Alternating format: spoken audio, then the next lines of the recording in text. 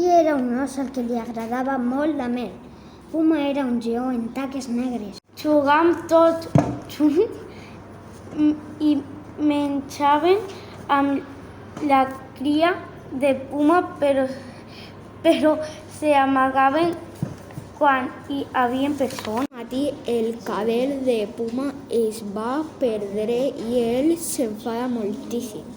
Volien veure si fora del bosc trobaven dracs i monstres. Arriba de nit a les ciutats, els llums s'encenien i apagaven. Uns nens jugaven a futbol. Al veure foren corrent i cridant. Rita és cicatriç plorar. Mariana era una nena molt bona. Què et passa? He eixit a buscar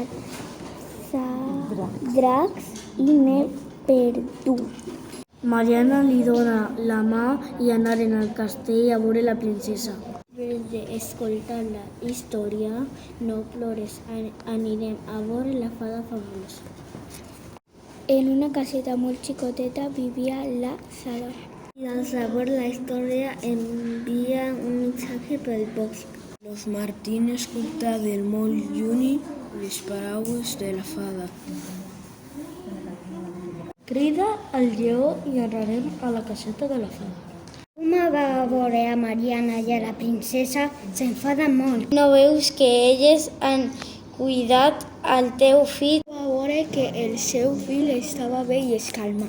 La fada va donar un colp a la vareta màgica i va a muntar una festa al bosc.